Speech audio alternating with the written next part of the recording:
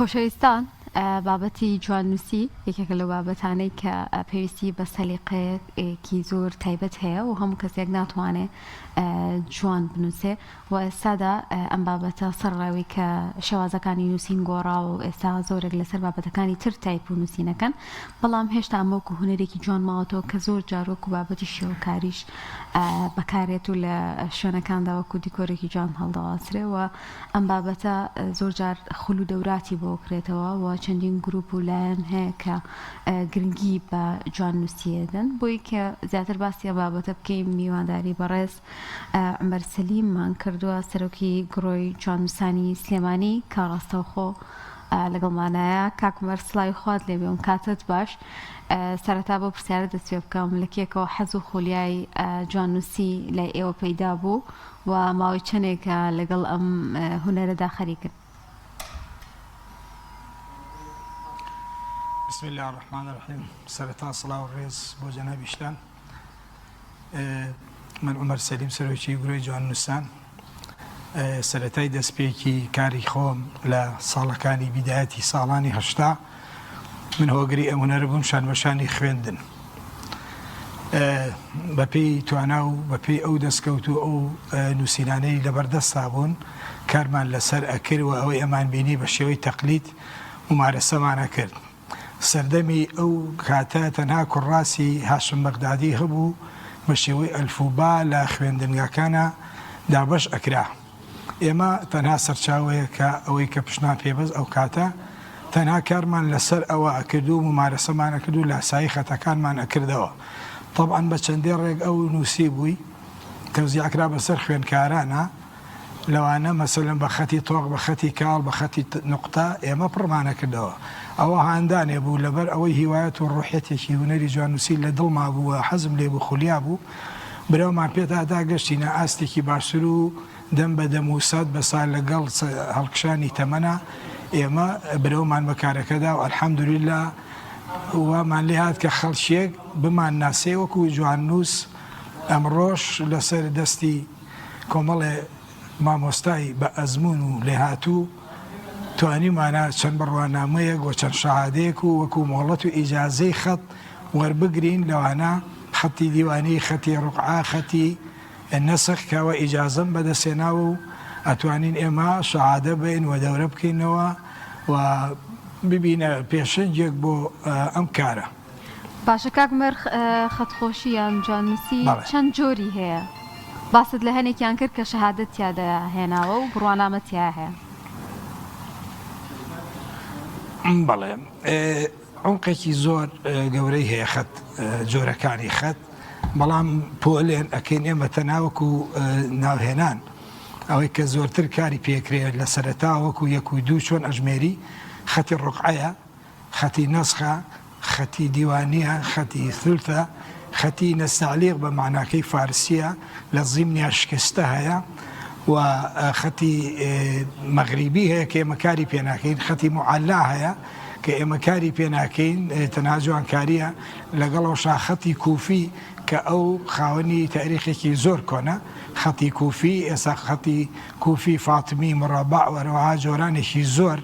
کە ئەگەر وردیکەینەوە زۆر زۆرن ئەوانە ئێمە زیاتر بەو شێوە کار لەسەر خەتەکانەکەین. پرسیاری دووەمت ئەوەی کە ئێمە ئیجازەم لەسەر چی هێناوە کۆی خەتەکان الحەمدوللا ئەنووسم بەڵام ئەوەی کە من ئیمتیحانم کردووە لە ئێران لەسەر دەستی گەورە مامۆستانە خەتی نەستەعلیقە و خەتی نسخ کە لەسەر دەستی مامۆستا مەزعەد خزەیر پۆرسەعیدی کە نەقیبی سەندیکای هەموو فەنانینی میسرە و خەتی دیوانی بە هەمان شێوە کەوە لەوێ ئیمتیحانمانداوە و کارمان لەسەر کردو کارەکانی کەشمان هەر بەردەوام و ممارەسەمان لە خەتەکانی کەشە الحەمدوللا هەیە وەکو مۆڵەت ئەوانەیە و پێشتریش لە ساڵەکانی 2004 2005 2000 تا 2012 کە ئیمتیحانمان کردو لە پێشبڕکێ نێودەوڵەتیەکانەوە لە پێشبڕکێەکانی ناوخۆی عێراق و کوردستانە کردومانە الحەمدوللا خەڵاتی یەکەمم بۆ چەند جارێک لەسەر یەک بەدەستێناوە لە خەتی دیوانی. بەڵێ کاک عومەر ئەم پێشانگای کراوەتەوە لە سلێمانی گرنگی ئەم پێشانگایە چیە تا چەند گرنگە بۆ جواننووسان کە بەهرە و توانای خۆیان پێشکەش بە ئەو کەسانە دەکەن یاخود ئەو کەسانی کە حەز و خولیان هەیە بۆ بابەتە دەیبینن بۆ شارەزای جۆرەکانی جواننووسی دەبن و بەهرە و توانای کەسانی خۆشمان بۆ زیاتر خەڵکی دەردەکەوێت. بەڵێ گرنگی هونەری جواننووسی دیارە هەر خۆی جواننووسی یەکێکە لە هونەرە زۆر دیارەکان و بەڕاستی مێژومان بۆ نوێیەکاتەوە و ئەتوانێت بە جوانی بیهێڵێتەوە. ئەمە ینی ضرورەتێکی هەموو کللتورە، هەموو کللتورێکی وڵاتانە. بەس ئێمە کە بە ئەبجەدی و ئەلفوبا ئەنووسین کاری لەسەر ئەەکەین، گرنگەکەی ئەوەیە گرۆهێکی جواننووسان کە دروستمان کردووە ئێمە بە خۆبەخشی لە شاری سلێمانی و خاوەنی 10 ساڵ زیاتر لە خزمەتین لە گرۆی جواننووسان، ئێمە تەنها خول ئەەکەینەوە بۆ پێگەیاندنەوەی نوێژی لە تازەکان و ئەوانەی کە ئەمڕۆ بەڕاستی بەداخەوە تەکنۆلۆژیای سەردەم کارێکی کردووە بە حکمی کاری کۆمپیوتەر، کارێکی کردووە کە یعنی خەریکە دەست و پەنجەی مناڵەکانمان ئەوانەی کە تازە پێگەن و گەنجەکان تەواو لاواز ئەبێ و نازانن ئەلفوبا بنووسن بەباشی، بۆیە گرنگە کە بەردەوام ئەم خولانە بکرێتەوە چ لە سلێمانی چ لە شارەکانی تری کوردستان لەسەردەستی هەر جواننووسێکە حەسبکە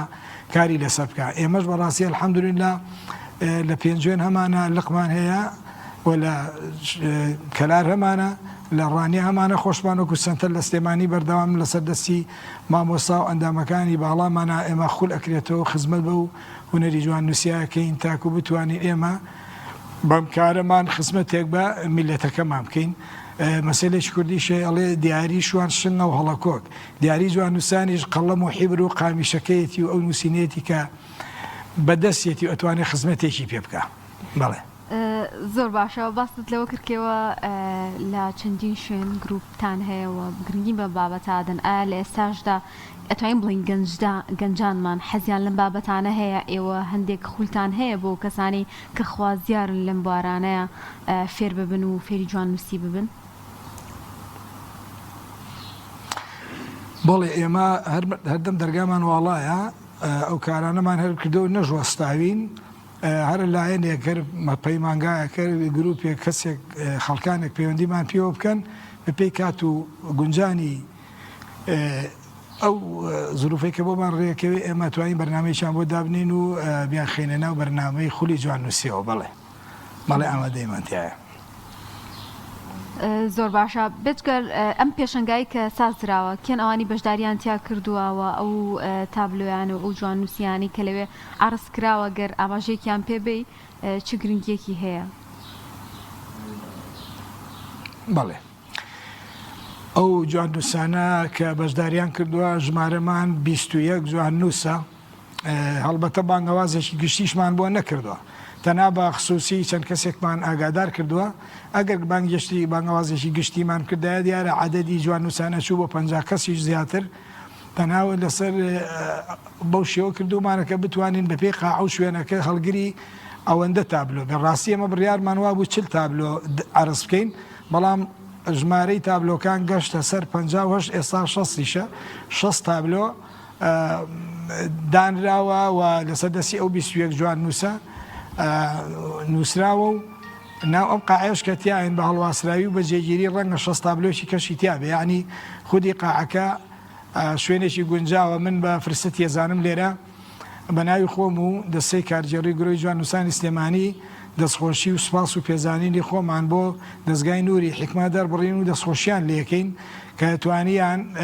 ئەم شوێنەمان بۆ دابین بکەن و هاوکارمان بن و ئەم جێگایان بۆ چۆڵ کردین کە شوێنێکی زەرورە بۆ محازەرات و خول و دەورات کەوە 2 ڕۆژ و 3 ڕۆژە ئێمە لێرە تایە کارەکەین و